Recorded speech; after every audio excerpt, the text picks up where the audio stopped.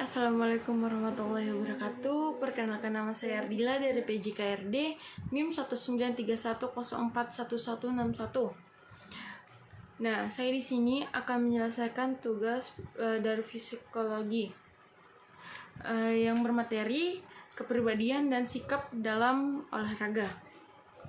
Langsung saja. Baik.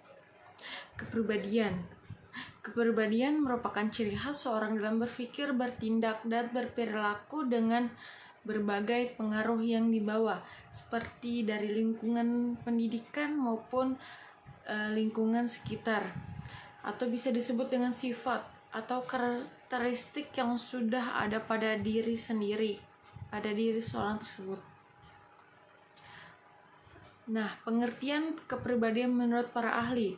Menurut Dorland 2012, kepribadian merupakan pola khas seorang dalam berpikir, merasakan, dan berperilaku yang relatif stabil dapat diperkirakan.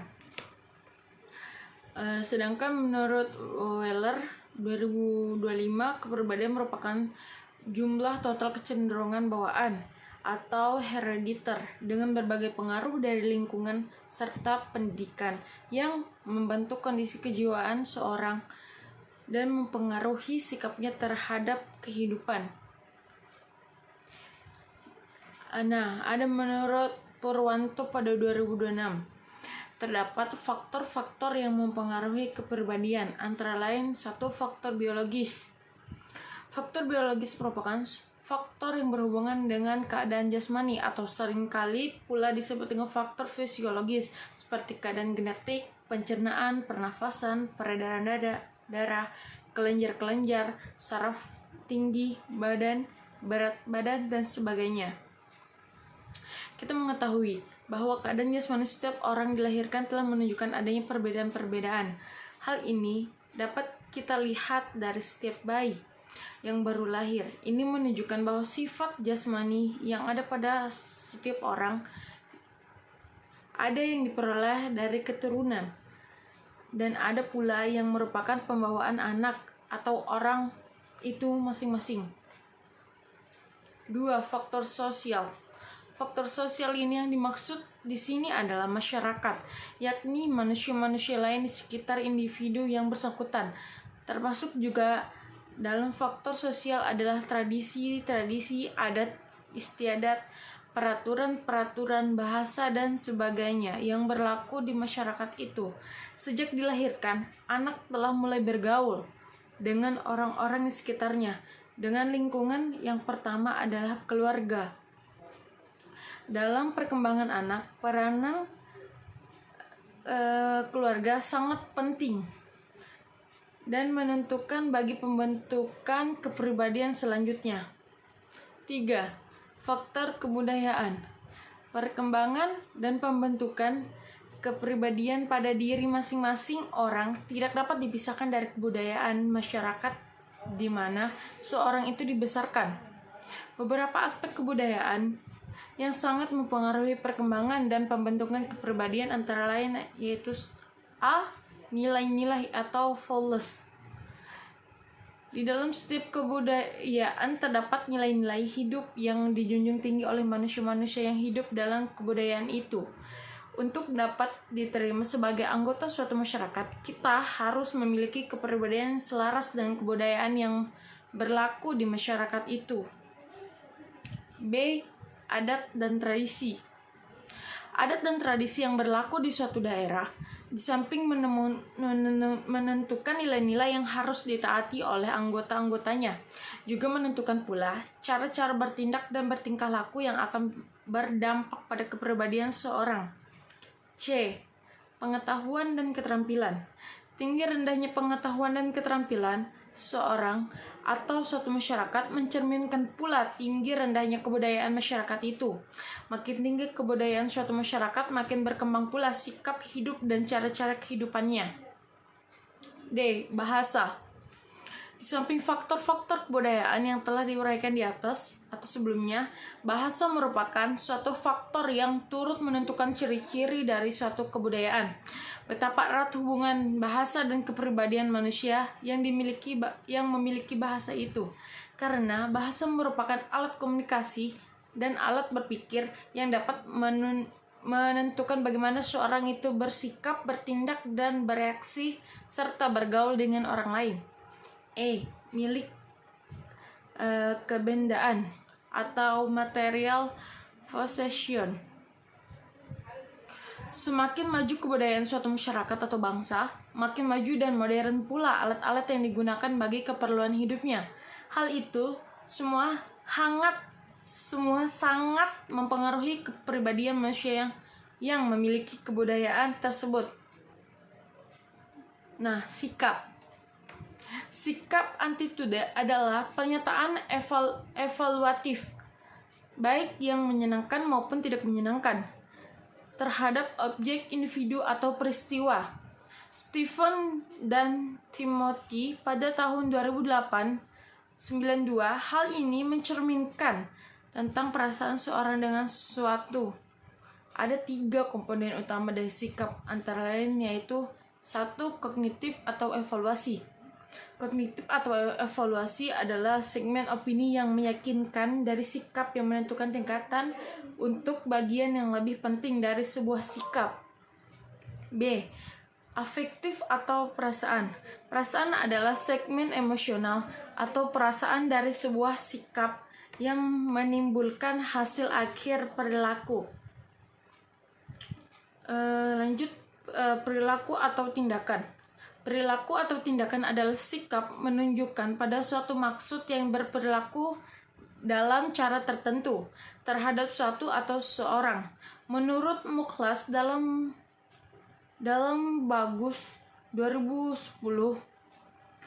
sikap attitudes ialah suatu yang kompleks yang dapat didefinisikan sebagai pernyataan evaluatif, baik yang menyenangkan maupun yang tidak menyenangkan, atau penilaian yang mengenai objek, manusia, atau peristiwa-peristiwa. Sebagian sikap terbentuk melalui proses belajar sosial yang dipengaruhi dari orang lain. Sikap terdiri dari berbagai tingkatan, yakni menurut Sunario dalam Puspita 2013, 1. Menerima atau Reisping. Menerima diartikan bahwa orang subjek mau dan memperhatikan stimulus yang diberikan oleh objek. 2. Merespon atau responding. Memberikan jawaban apabila ditanya. Mengerjakan dan menyelesaikan tugas yang diberikan adalah suatu indikasi sikap karena dengan suatu untuk menjawab pertanyaan atau mengerjakan tugas yang diberikan. Lepas pekerjaan itu benar atau salah adalah berarti orang itu menerima ide tersebut.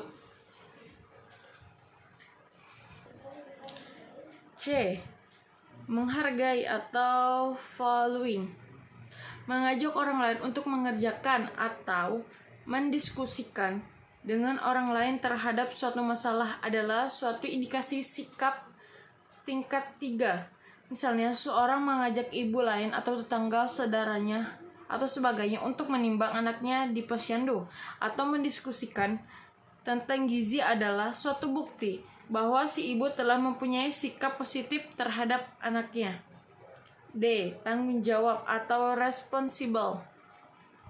Bertanggung jawab atas segala sesuatu yang telah dipilihnya dengan segala resiko mempunyai sikap yang paling tinggi.